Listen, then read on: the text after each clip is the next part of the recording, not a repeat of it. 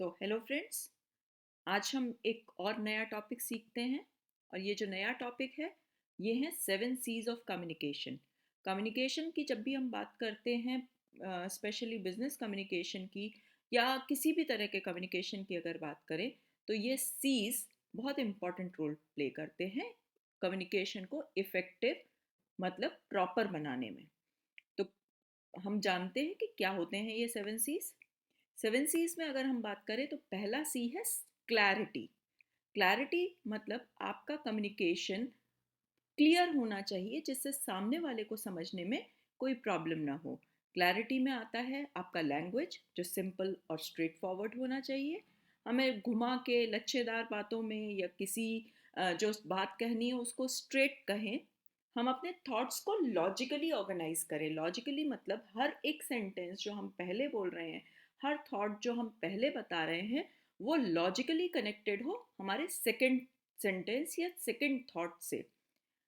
तीसरी चीज़ जो इम्पॉर्टेंट है क्लैरिटी में, एम्बिग्विटी हमें अवॉइड करनी चाहिए। एम्बिग्विटी मतलब है कि एक शब्द या एक सेंटेंस जो किसी भी मैसेज को क्लियरली नहीं कम्युनिकेट कर रहा है, उसके अलग अलग तरह के मीनिंग्स निकल रहे हैं, या जो मैसेज है वो क्लियर कट नहीं है।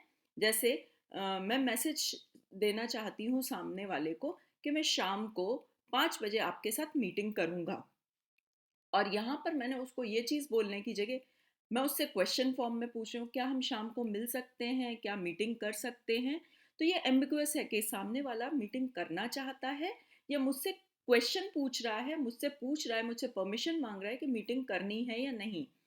तो इस तरह के अगर सेंटेंसेस हम इस्तेमाल करेंगे तो हमारा कम्युनिकेशन क्लियर नहीं होगा।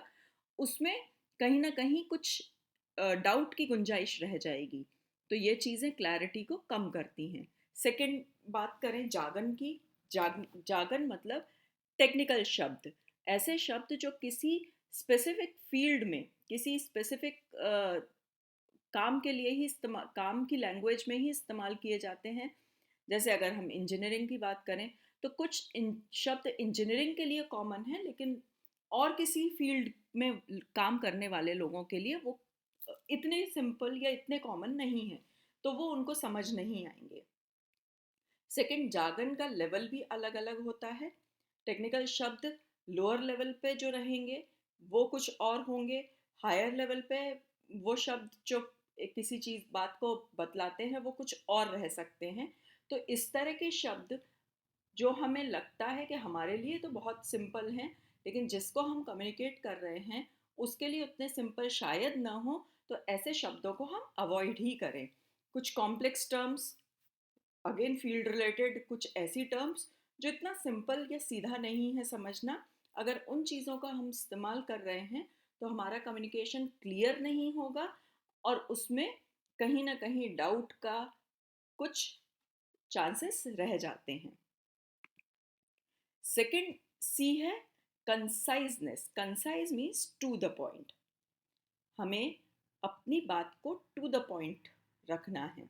जब भी बिजनेस कम्युनिकेशन, जब भी किसी तरह का कम्युनिकेशन करें तो हमारी बात कंसाइज होनी चाहिए, टू द पॉइंट होनी चाहिए। और उसमें से अननेसेसरी इन्फॉर्मेशन को जब हम हटा देते हैं, हमारे कम्युनिकेशन में कोई भी अननेसेसरी इन्फॉर्मेशन है, ऐसी इन्फॉर्मेशन जिसकी कोई रिक्वायरमेंट नहीं है, उसको हम हटा दें तो वो हमारी कम्युनिकेशन कंसाइज हो जाती है। बात बीच बीच में शब्दों को रिपीट करना या फिलर वर्ड्स यूज़ करना, जैसे बात करते टाइम मैं बार बार रिपीट कर रही हूँ ओके, या गॉट इट, या अंडरस्टूड, या क्लियर है, इस तरह के शब्द फिलर वर्ड्स कहलाते हैं। तो इस तरह के वर्ड्स का अगर हम इस्तेमाल करेंगे तो वो हमारा कम्युनिकेशन कंसाइज नहीं होगा। इस तरह के शब्दों को निकालना चाहिए हमारे कम्युनिकेशन से, उसको ज़्यादा इफ़ेक्टिव बनाने के लिए। Respect the recipient style. Recipient, ये जिसको आप कम्युनिकेट कर रहे हैं, उसका टाइम का हमें रिस्पेक्ट करना है। और अगर हमारा इंफॉर्मेशन, अगर हमारा कम्युनिकेशन कंसाइज होगा तो वो टाइम कंज्यूमिंग नहीं होगा, उसमें बहुत ज़्यादा टाइम वेस्ट नहीं होगा। वहीं अगर हम बातों को घुमा घुमा के या क्लियर नहीं कहेंगे या रिपीटेशन रहेगा या अननेसेसरी इन्फॉर्मेशन भी हम उस कम्युनिकेशन में देंगे तो रिसिपिएंट का टाइम खराब होगा। और आज के दौर में तो कहा जाता है टाइम इज़ मनी।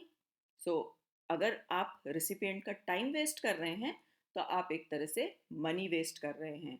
और इन सारी चीज़ों को अवॉइड करके हम अपने कम्युनिकेशन को कंसाइज बना सकते हैं। नेक्स्ट है कॉन्क्रीटनेस। कॉन्क्रीट एक शब्द आपको पता होगा, कॉन्क्रीट हम शब्द इस्तेमाल करते हैं छत बनाने के लिए, है ना। जो मटेरियल इस्तेमाल होता है वो कंक्रीट कहलाता है। अब कंक्रीट वो वाला कम्युनिकेशन में कैसे आया? कंक्रीट का मतलब है सॉलिड बेस। Solid base. जब भी आप कम्युनिकेट करें, आप बेसलेस बातें करेंगे तो वह हमारा कम्युनिकेशन इफेक्टिव नहीं होगा। वहीं अगर कम्युनिकेशन में जो बात आप कह रहे हैं उस बात को बताने के लिए फैक्ट्स हैं, आपने कुछ ग्राफ की मदद से, कुछ और फिगर्स की मदद से, कुछ स्टैटिस्टिकल मैथमेटिकल फिगर या कोई स्पेसिफिक एग्जाम्पल लेकर अगर आप बात बता रहे हैं तो वो कॉन्क्रीट होगा। जैसे अगर हम शो करना चाहें कि हमारे किसी भी प्रोडक्ट के प्राइस या मार्केट वैल्यू कैसे बढ़ रहा है, तो उसको हम प्रॉपर 3 4 5 सालों की इंफॉर्मेशन कलेक्ट करके बार ग्राफ बना दें। हर साल में कितना ग्रोथ हुआ है सेल्स में, या कितना सेल्स डिक्रीज हुआ है, वो सारे फैक्ट्स अगर हम निकाल के बात को रखेंगे तो वह हमारी कम्युनिकेशन ज़्यादा इफ़ेक्टिव होगी। या जैसे इलेक्शन के टाइम पर हम कैसे बताते हैं कि कोई व्यक्ति जीत गया या कोई व्यक्ति हार गया, वोटों की बिल्कुल प्रॉपर गिनती करके वो वोट हम सामने बताते हैं कि इस ए व्यक्ति को इतने वोट मिले हैं, बी को इतने मिले हैं, सी को इतने मिले हैं। तो वो हमारी बात क्लियर बिल्कुल समझ में आती है। वो हमारे फैक्ट्स और फिगर्स के साथ हम जो भी बात कहते हैं उसकी, उस इंफॉर्मेशन की क्रेडिबिलिटी होती है, मतलब उसकी विश्वसनीयता ज़्यादा होती है। तो कम्युनिकेशन में हमारी कॉन्क्रीटनेस होनी चाहिए। अगला करेक्टनेस है। करेक्टनेस क्या कहता है? जो भी इंफॉर्मेशन, जो भी कम्युनिकेशन आप कर रहे हैं उसको सपोर्ट दीजिए एक्यूरेट फैक्ट्स के साथ। बिल्कुल सही सही फैक्ट्स, सही गणनाएं, सही डेटा उसके साथ अगर आप प्रेजेंट कीजिए। इसके साथ ही जब आप कुछ लिखित कम्युनिकेशन कर रहे हैं या कुछ ओरल कम्युनिकेशन कर रहे हैं, रिटन कम्युनिकेशन ओरल कम्युनिकेशन में भी इम्पॉर्टेंस है ग्रामर की। ग्रामर आप गलत ना बोलें। या फिर स्पेलिंग, रिटन कम्युनिकेशन में आप लिखते टाइम पर स्पेलिंग 2 बार चेक कर लें कि आप वो स्पेलिंग को सही लिख रहे हैं। क्योंकि कई बार एक छोटी सी स्पेलिंग की मिस्टेक, आई की जगह ई लगा दिया, ई की जगह ए लगा दिया, उससे शब्दों के अर्थ भी बदल सकते हैं। जैसे HERE हियर, HEAR हियर, दोनों ही सेम है, लेकिन दोनों सुनने में सेम लगते हैं लेकिन लिखने में दोनों के मतलब बिल्कुल बदल जाते हैं। तो आपका कम्युनिकेशन करेक्ट कब होगा? जब आपने ग्रामर सही इस्तेमाल किया है, स्पेलिंग सही लिखी है, और लैंग्वेज जो हमारे ऑडियंस के हिसाब से, जिसको हम कम्युनिकेट कर रहे हैं उसके हिसाब से हमने लैंग्वेज को भी चेंज कर लिया है। अब इसका एक बहुत अच्छा एग्जाम्पल दे सकते हैं। अगर कोई बात आपको एक छोटे बच्चे को समझानी है तो आपकी लैंग्वेज अलग होती है। वही बात, वही सेम बात आपको अगर किसी बड़े को समझानी है तो आपकी लैंग्वेज, आप थोड़ी सी डिफ़िकल्ट, थोड़े से टेक्निकल वर्ड्स को इस्तेमाल करके समझा सकते हैं। तो लैंग्वेज भी आपको आपके ऑडियंस के हिसाब से प्रॉपर रखनी है। नेक्स्ट इम्पॉर्टेंट है कोहेरेंस और कंसिस्टेंसी। कोहेरेंस या कंसिस्टेंसी मीन्स आप जो बात कह रहे हैं वो एक सीक्वेंस में या लॉजिकल वे में अरेंज हो। जैसे अगर मैं किसी मशीन के बारे में डिस्क्रिप्शन दे रही हूँ तो वो मशीन के हम पहले बाहरी पार्ट का डिस्क्रिप्शन दें, उसके बाद स्टेप बाय स्टेप मशीन के अंदर के पार्ट्स का डिस्क्रिप्शन दें, तो सामने वाले सुनने वाले को वो चीज़ प्रॉपर समझ में आएगी।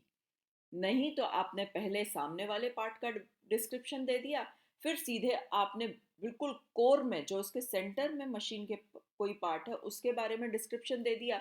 उसके बाद आप बाहरी हिस्से का डिस्क्रिप्शन देने लगे जो लॉजिकली अरेंज नहीं होगा, तो सामने वाले को वो कम्युनिकेशन क्लियर नहीं होगा।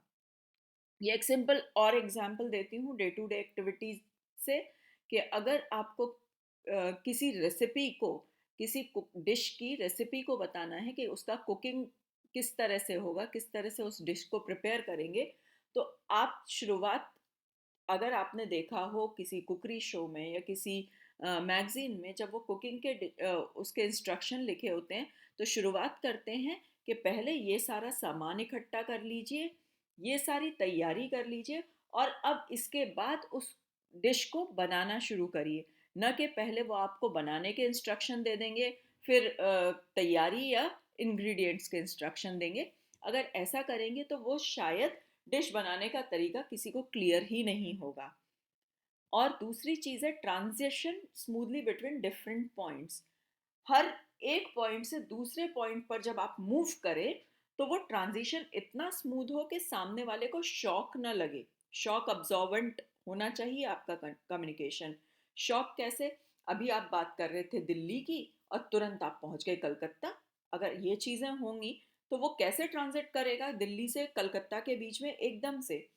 आप स्टेप बाय स्टेप, अगेन जो अभी एग्जांपल दिया कुकिंग का, कि पहले ये सामान तैयार कर लीजिए, उसके बाद ये जो सामान आपने इकट्ठा किया है उसको, फलानी चीज़ को धो लीजिए, इसको काट लीजिए, इसको ये कर लीजिए, और फाइनली अब आप डिश ऐसे तैयार कीजिए। तो वो स्मूथ ट्रांजिशन होता है, इसीलिए हमें किसी भी डिश को बनाने का तरीका अच्छे से समझ में आ जाता है।